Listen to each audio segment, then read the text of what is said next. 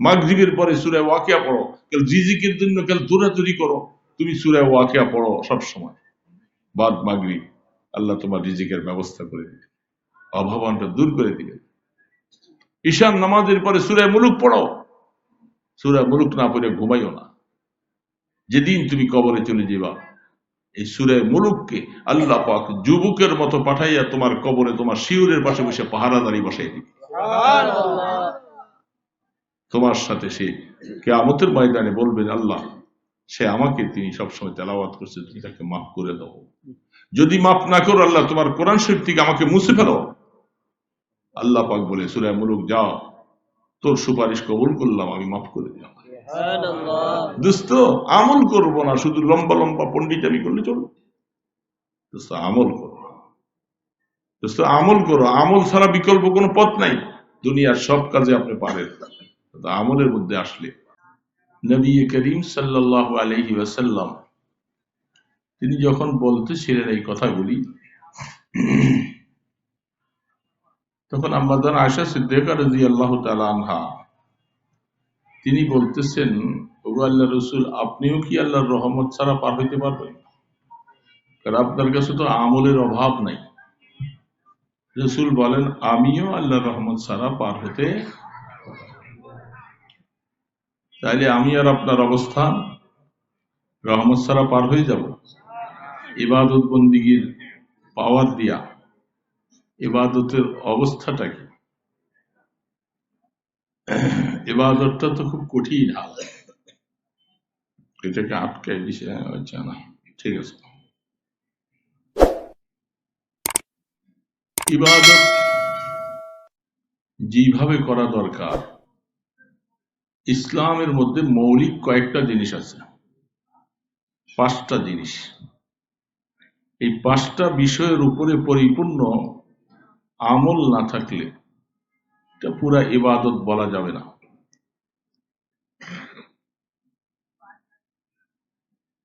1 নম্বর হলো তৌহিদ, 2 নম্বর ইবাদত, 3 নম্বরে মুআমালাত, 4 নম্বরে মুআশারাত, 5 নম্বরে আখলাক। এই ইসলামের পরিপূর্ণ কোর্স অফ লাইফ, পুরা জীবনের এই 5টা জিনিসের উপরে জীবন প্রতিষ্ঠিত করতে পারলে বোঝা যাবে যে আমি একজন ইবাদতওয়ালা মানুষ। এখন এখানেও কিছু, ওইখানে একটু, ওইখানে একটু, ওইখানে একটু করে করে সব মিলেয়া 1 ভাগও আমি করতে পারিনি।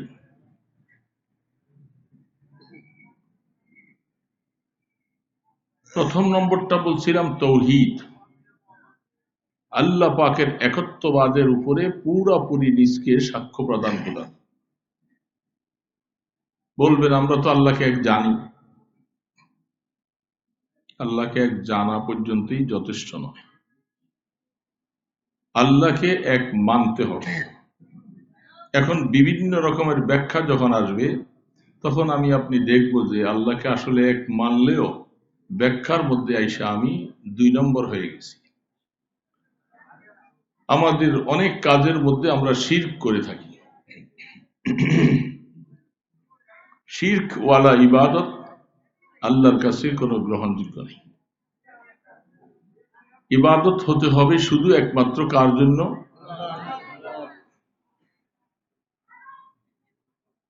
কথা অনেকগুলি অনেক দিকে চলে যাবে, তারপরও অনেক সময় দেওয়া যাবে না, অল্প সময়। যারা আমাদের দেশে বড় বড় অনেকগুলি মাজার আছে, নাম বললে গণে শেষ করা যাবে না। এই মাজারগুলার মধ্যে হাজারো হাজারো মানুষ, তারা সেখানে তাদের বাবার জন্য যে সমস্ত কথাগুলি ব্যবহার করে, সেই কথাগুলি বোঝা যাচ্ছে আল্লাহকে ছাড়াই গেছে। বাবাই যেন সবকিছু তাকে নিয়ন্ত্রণ করবে। আমাদের নারায়ণগঞ্জেও অনেকটা এরকম মাজার আছে, বাংলাদেশে অনেক জায়গায় আছে। সেইখানে বাবার নামে গান গাইয়া তুমি দিন দুনিয়ার মালিক, তুমি বাবা, সবকিছু ভালো মন্দের মালিক বাবা। ইবাদত বন্দিগি না করলেও কিয়ামতের ময়দানে তরাইয়া নিবে বাবা। বাবার কবরে গিয়ে সেজদা দিলে পার পেয়ে যাবে। এরকম মানুষ বাংলাদেশে আছে না নাই? কম না বেশি?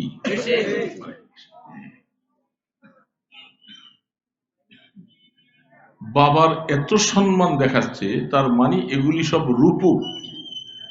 এগুলার উদ্দেশ্য নিজের পেটটা পূজা করা, পেট ভর্তি করা। আমাদের দেশে আমি গত কয়েকদিন আগে ফেইজের মধ্যে দেখেছিলাম, আমাদের বন্দরে সিরাজ শাহ আস্তানার ব্যাপারে ফেইজ আসছে। তার কীর্তিকলাপগুলি তার কবরের সামনে তার উরুদ চলতেছিল, সেগুলির মধ্যে তাদের যে ভণ্ডামিগুলি চলছে সবগুলি 21 টিভির 21 চোখ নামে ফেসবুকটা দিয়েছে। আপনারা দেখছেন কিনা জানি না, না দেখলে দেখে নিবেন। 21 টিভির লেখছে 21 চোখ। তারা সেখানে গিয়ে তাদের ভক্ত সেজে সব জিনিসগুলাকে ক্যামেরার আওতায় নিয়ে আসা এগুলি জাতির সামনে সব প্রকাশ করেছে, যে দেখেন মানুষ কত রকমের ভণ্ড হতে পারে। ইবাদত বলতে সেখানে কিছু নাই, শুধু নাচ গান, জুয়া, আড্ডা, হিরোইন, নেশা এবং ঢোল তবলা গানগুলি সব নাচানাচি। হাজার হাজার মানুষ সেখানে আড্ডা দিচ্ছে। বলেন তারা কি আল্লাহকে তৌহিদের মধ্যে দেয়া পুরোপুরি ঠিক স্বীকার করলো? এবং তাদের এই বাবার কবর হলো দোতলার উপরে, নিচতলাটা ফাঁকা আছে, পায়া দিয়ে উপরে দোতলা বিশাল ছাদ করে, ছাদের মাঝখানে একটা কবর বানাইয়া সেখানে মাটি দিয়া ওই মাটির মধ্যে তাকে বাবাকে শোয়াইছে, এবং সেখানে তারা কবরের চতুর্পাশে সব তোয়াফ করে। এইরকম কাজগুলি করার পরে এরা তৌহিদ নামীয় যেটা মুসলমানদের প্রথম কাজটা, এটা কি তাদের কাছে পাওয়া গেল? এই লোকগুলি কি ইসলামের মধ্যে আছে না নাই? কোরআন এবং হাদিসের আলোকে তারা ইসলাম থেকে বেরিয়ে গেছে, কিন্তু তাদের ব্যাপারে আপনি সমালোচনা করতে পারবেন না। সমালোচনা করলে আপনার ব্যাপারে অনেক কিছু তারা করবে। এরকম আমাদের দেশে বহু ল্যাংটার মেলা, অমুকের মেলা, তমুকের মেলা ইত্যাদির নামে তারা নামধারী মুসলমান, এরা এই কাজগুলি সব করতেছে। এইগুলি কাজ করি কি জান্নাতে যাওয়া যাবে? দোস্ত বলেন কথাগুলি। 1 নম্বর তাওহীদ, আল্লাহ পাকের একত্ববাদের উপরে। আমরা যে পড়েছি লা শারীকা লাহ, আল্লাহ পাকের সাথে কোনো শরীক নেই। ইবাদত শুধু একমাত্র তার জন্য হবে, সেজদা তার জন্য হবে, আমার নামাজ তার জন্য হবে, হজ তার জন্য হবে, বাবাকে খুশি করার জন্য না। দোস্ত আমরা তো শুরুতে মুসলমান সবাই, কিন্তু ইমান যে কোন দিক দিয়ে কিয়ামতের ময়দানে রাসূল করিম সাল্লাল্লাহু আলাইহি সাল্লাম ইরশাদ ফরমান, উম্মতেরা তুমি সকালবেলা ইমানদার থাকবা, বিকালে তোমার ইমান হারা হয়ে যাবে। সেই জামানা এখন চলছে।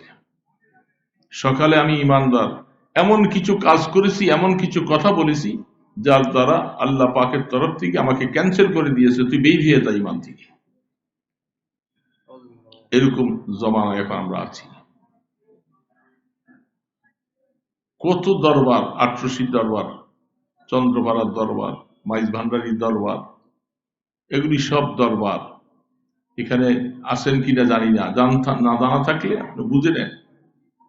এগুলি কোরআন এবং হাদিসের ভিত্তিতে তাদের কোনো সঠিকতা নাই, এগুলি সব বাতিল। আমাদের নামধারী মুসলমানরা ছিলেন, হাজার হাজার মুসলমান দল বাঁধিয়ে যাচ্ছে। কি হলো সেখানে? এই জন্য ইসলামের মধ্যে এই 5টা বিষয়। 1 নম্বর হলো তৌহিদ। তৌহিদের মধ্যে পুরোপুরি নিজকে সঠিক প্রমাণ দেখাইতে হবে। 2 নম্বর হলো ইবাদত। ইবাদতের মধ্যে বলেন তো 1 নম্বর ইবাদতের নামটা কি বাবা বলেন তো, কে বলতে পারেন? 1 নম্বর ইবাদত কি আল্লাহ পাকের ইমানের পরে? কোরআন শরীফে যত জায়গায় আল্লাহ পাক ইমানদারকে বলছেন ইমান আনো, পাশাপাশি সাথে সাথে আকিমুস সালাহ, নামাজ কায়েম।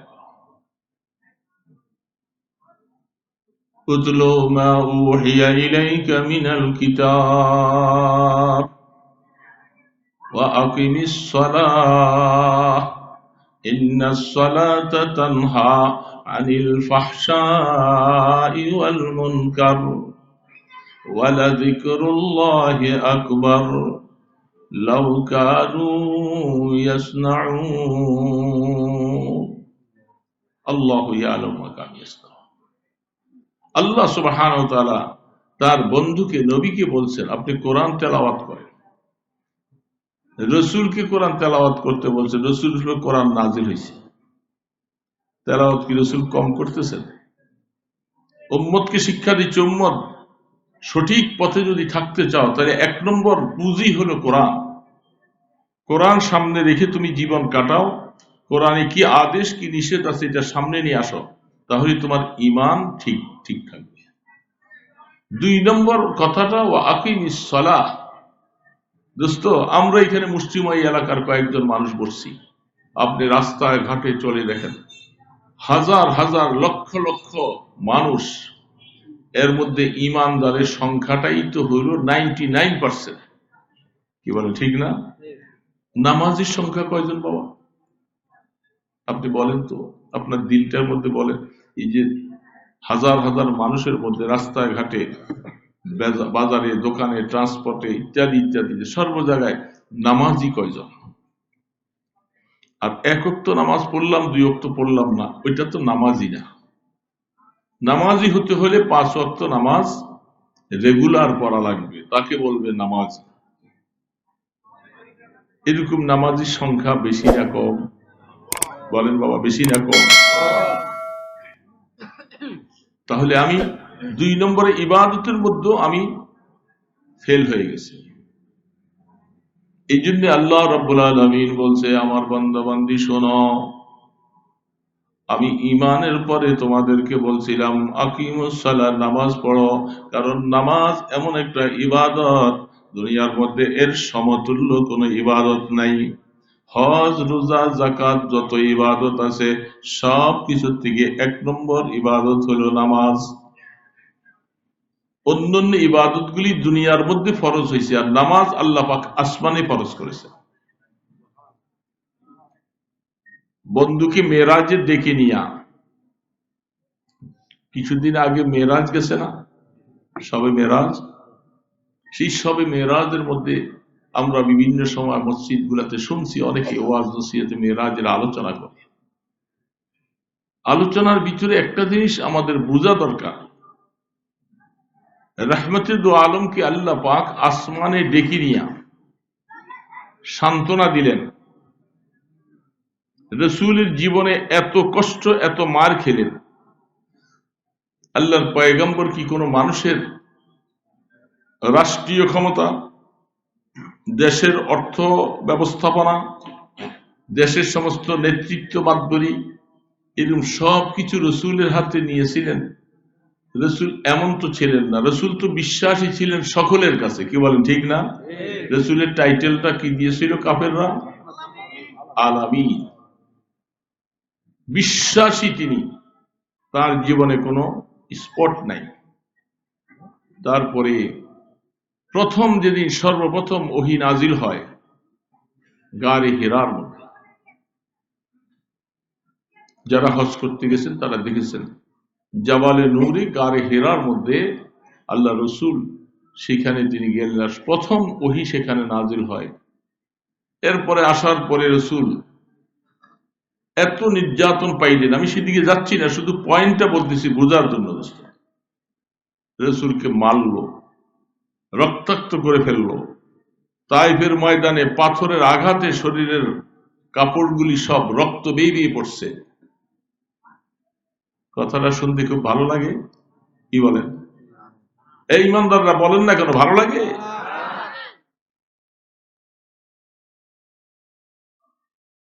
যে রসুলকে আল্লাহ পাক সমস্ত কিছুর জিম্মাদারি দিয়েছেন, কিয়ামতের ময়দানে পার পাওয়ার জন্য কোনো গতি হবে না আমলের দ্বারা, না আল্লাহর পয়গম্বরের সুপারিশ ছাড়া কোনো গতি নেই। রসুলের সুপারিশ লাগবে। কিয়ামতের ময়দানে রসুল আল্লাহ পাকের সাথে যখন বলবেন যে আল্লাহ হিসাবটা করেন, শুরু করেন, এই কথাটা বলার আগ পর্যন্ত হাজারো বৎসর পার হয়ে যাবে, হিসাব শুরু করবেন না আল্লাহ। ময়দানে হাসরে ঘামের সাগরে হাবুডুবু খেতে থাকবে, মাথার উপরে সূর্যের তাপ হতে থাকবে প্রখর 1 মাইল উপর থেকে। এ মুসলমান বাবাজিরা, এই কথাগুলি কি সত্য না মিথ্যা বলেন তো? সেই দিন কোন মানুষ সাহস পাবেন আল্লাহর সাথে একটু কথা বলার, সমস্ত নবীদের কাছে দৌড়াবে। বুখারী শরীফে লম্বা হাদিস আসছেন, আল্লাহ রসুলের কাছে আসবেন, সর্বশেষ আদম আলাইহিসসালামের কাছে যাবেন, সেখান থেকে নূহ আলাইহিসসালাম, ঈসা আলাইহিসসালাম, ইব্রাহিম আলাইহিসসালাম, আসতে আসতে আসতে আসতে সমস্ত নবীরা অপারগ। আল্লাহর সাথে কথা বলার সাহস নাই আমাদের কারো। আল্লাহকে যে শুধু বলবো যে আল্লাহ আপনি একটু হিসাব শুরু করেন, এই অধিকার ক্ষমতা আমাদের নাই কারো। আল্লাহ পাক এত কাহ্হারিয়ত, এত গোস্বা অবস্থায় থাকবে, সেটি কেউ বলতে পারে। সর্বশেষ আসবেন আপনার আমার নবী মুহাম্মদ রাসূলুল্লাহ সাল্লাল্লাহু আলাইহি সাল্লামের কাছে। আমরা এই অবস্থায় আছি, আমাদের কোনো কুল কিনারা নাই। হিসাব হবে, কে পাশ করবে কে ফেল করবে, আগে তো হিসাব হতে হবে। একটু আল্লাহকে একটু বলেন যেন আল্লাহ একটু হিসাবটা শুরু করে। আল্লাহ রসুল তিনি আল্লাহ পাকের আরশের ডান পাশে থাকবেন, মাথা উঠাবেন, হ্যাঁ তোমরা আসছো, এই আমার উম্মতেরা। সেখানে সমস্ত নবীদের উম্মতেরা আছে, কিন্তু কোন নবী সাহস করতেছেন আল্লাহর সাথে একটু কথা বলার জন্য।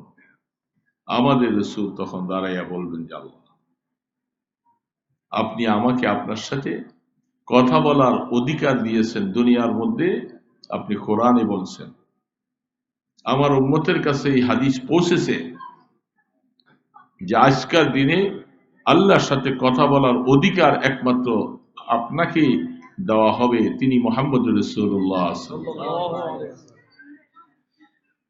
এই জন্য তিনি উঠে আল্লাহ পাকের কাছে, এখানে মাঝখানে অনেক হাদিস আছে, অনেক কোরআনে আয়াত আছে, তিনি যাইয়া যখন বলবেন যে আল্লাহ একটু হিসাব শুরু করেন, এই তখন থেকে আল্লাহ পাক হিসাব করবেন। বুখারী শরীফের সর্বশেষ হাদিসটার হেডলাইন তৈরি করেছেন কোরআন শরীফের আয়াত, যে আল্লাহ পাক ইনসাফের সাথে কিয়ামতের ময়দানে নেকের বদের ওজন করবেন, আমল হবে। একটা চুল পরিমাণ ছাড় দেওয়া হবে না, চুল পরিমাণ জুলুমও করবেন না। দোস্ত, ওয়ানাজাউল মাওয়াজিন আল কিসত লিয়াউমিল কিয়ামা, ইনসাফের সাথে একটা চুল পরিমাণ, সেখানে আলেম ফাজেল মুহাদ্দিস মুফতি পীর মাশায়েখ মুরিদ সবাই নাফসি নাফসি, কেউ কারো। সেই ভয়াবহ দিনটা একমাত্র কথা বলবেন আমাদের রাসূল, তখন আল্লাহ পাক হিসাব শুরু। সেই দিন তো যাওয়া লাগবে আমাদের আপনাকে সবাইকে। এই যে এখন দুনিয়ার মধ্যে রংবাজি করতেছো, সব পীর দাঁড়াইছো, পীর সাজছো, ভণ্ডামি করতেছো, কোরআনের সাথে হাদিসের সাথে রাসূলের জীবন আদর্শের সাথে কোনো মিল নেই। কোন কোরআন কোন হাদিস সারা বিশ্বের আলেম সামনে আনো যে তোমাদের এই সমস্ত কার্যকলাপগুলি, একটা দলিল পেশ করো, সাপোর্ট করো যে তোমাদের এই সমস্ত ভণ্ডামিগুলি কোরআন হাদিসে কোথায় আছে। মনে যেমনে চায় করতেছ, এই উম্মতকে বিভ্রান্ত দিয়ে নিয়ে যাচ্ছ। সেদিন বুঝে আসবে আল্লাহ রসুলের সামনে। আল্লাহ রসুল সেদিন এত রক্তাক্ত অবস্থা, এত কষ্ট, কোন অপরাধ ছিল না তার। আল্লাহ পাক দেখেন এত বড় পাওয়ারফুল, আপনাদের এলাকার মধ্যে আপনার যদি বড় একদম পাওয়ারফুল ক্ষমতাওয়ালা থাকে আর তার সাথে বন্ধুত্ব থাকে, আর এই লোকটাকে যদি কেউ রাস্তায় মারধর করে, সে লোক পাঠাবে কে এত বড় সাহস আমার বন্ধুকে এইভাবে মারবে। আল্লাহ পাক এত বড় ক্ষমতাওয়ালা, তার বন্ধুকে মারতেছে, তিনি চুপচাপ কেন? কথা বুঝতেছেন ব্যাপারটা বাবা? আল্লাহর ক্ষমতার সাথে কি কারো কোনো ক্ষমতা আছে? তাইফের ময়দানে যারা ইট পাটকেল মাইরে আমার রসুলের রক্তাক্ত করলেন, আল্লাহ কি দেখেন নাই? বলেন না, দেখছেন কি দেখেন নাই? আল্লাহ পাক তো প্রতিশোধ নেন নাই। অথচ মাঝখানে জিবরিল আলাইহিস সালাম আয়েশা রাসূলকে বলতেছেন, আপনার এই কষ্টটা দেখে আমি সহ্য করতে পারি না, আপনি আদেশ করেন আমি এই মুহূর্তে তায়েফের দুইটা পাহাড়কে একসাথে মিলাইয়া তাদেরকে নিষ্পেষিত করে দেই। ক্ষমতাটা ছিল কি ছিল না? জিবরিল আলাইহিস সালাম কি পারতেন কি পারতেন না? রাসূল বলতেছে না, এদেরকে হালাক করে দিলে তো সব শেষ হয়ে যাবে। আমাকে যে আল্লাহ পাক এই ঈমানের দাওয়াত দেওয়ার জন্য যে পাঠাইছে, তা আমি ঈমানের দাওয়াত কার কাছে দিব? কার কাছে দিব? আল্লাহ রসুল তিনিও প্রতিশোধ নেন নাই, আল্লাহ প্রতিশোধ নেন নাই। অথচ মাঝখানে বন্ধুকে মাইর খাওয়াইছে, অনেক মাইর খাইছে, রক্তাক্ত অবস্থা। হযরত যায়েদ বিন হারিসা রাদিয়াল্লাহু তাআলা আনহু বলেন, হাদিস খুলে দেখেন, তাদের ইট পাটকেলের আঘাতে দুষ্টরা যুবক ছেলেগুলি, উচ্ছৃঙ্খল ছেলেগুলি, বকাটে ছেলেগুলি সবাইকে লেলিয়ে দেওয়া হয়েছে। এই লোকটা এসে নবুয়ত দাবি করতেছে, তাকে এখান থেকে পিটিয়ে বাইর করো। তারা পিছনে দিয়া রাসূল দৌড়াইতেছে, দৌড়তে দৌড়তে দিয়া পাথরের মধ্যে আঘাত খেয়ে পড়ে যায়। হযরত যায়েদ বিন হারিসা রাদিয়াল্লাহু তাআলা বলেন, আমি যে ধরে উঠাইতেছি, আবারও মারতেছে, আবারও দৌড়াইতেছে, আবার এইভাবে। কি অপরাধ, কি অপরাধ ছিল? আজকে তো আমরা ইমানদার পাইছি, আরামে বসে আছি, কলেমা পাইছি, কত কিছু। সেই রসুলের জন্য আমার মায়াও লাগে না, কারণ আমি এখন খাওয়া দাওয়া চলাফেরা, বাড়ি গাড়ি অট্টালিকা সবকিছু আমার আছে। রসুলের দেখিও না, ওনার জন্য কি মায়া আমার। ইমানদার এই জন্যই বুখারী শরীফের ৬ নম্বর হাদিস খুলে দেখেন, আল্লাহ রসুল বলছে, উম্মতেরা মনে রাখবা, আমার উপরে ঈমান না আনলে তোমার ঈমানটা পাকা হবে না। শুধু আল্লাহকে আল্লাহ বললে ঈমান কবুল হবে না, আমাকে রসুল হিসাবে স্বীকার করা লাগবে। উম্মত মনে রাখবা, তোমার জীবন থেকে যদি আমি রসুলকে তুমি বেশি ভালো না বাসো, তোমার ছেলে মেয়ের থেকে যদি আমি ওকে বেশি ভালো না বাসো, তোমার মা বাবার থেকে যদি আমাকে বেশি ভালো না বাসো, তুমি ঈমানদার হতে পারো না। এই জন্য শুনলাম আজকে পেজে আসছে, বন্দরে কোথায় না জানি একটা হিন্দু কে যেন আমাদের রসুলের নামে অনেক খারাপ কথা বলছে। কিছু ছেলে পেলেরা প্রতিবাদ করছেন, আমি মাত্র শুনতেছি। তার পক্ষে তাকে অ্যারেস্ট করে নেওয়া হয়েছে, তার পক্ষে ওকালতি করার জন্য কিছু কুলাঙ্গার তারা দাঁড়াইছে যে এদেরকে যেন জামিন দিয়ে দেওয়া হয়। এরা কুলাঙ্গার, এরা মানুষ নয়, এরা মুসলমান নয়।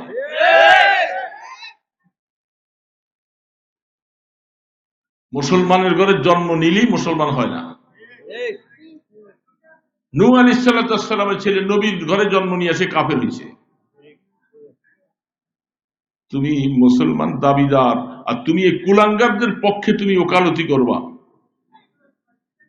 আমরা শুনছি মাত্র, এটা নিয়ে যদি এই ধরনের প্রপাগান্ডা হয় এই সমস্ত কুলাঙ্গারদেরকে, যদি জামিন দিয়ে দেওয়া হয়, তার উপযুক্ত শাস্তি না করা হয়, আমরা পুরা কঠিন আন্দোলন গড়ে উঠবো, যার কারণে তারা এটাকে প্রতিবাদ করার ক্ষমতা তাদের থাকবে না।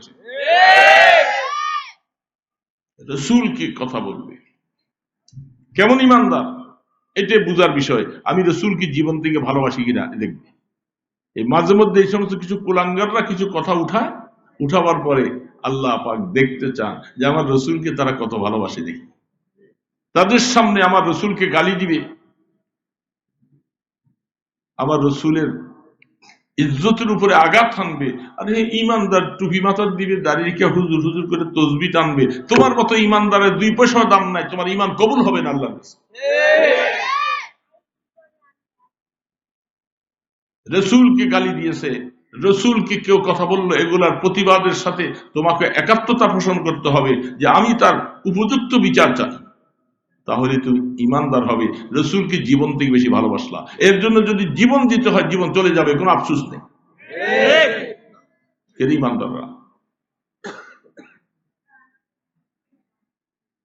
হযরত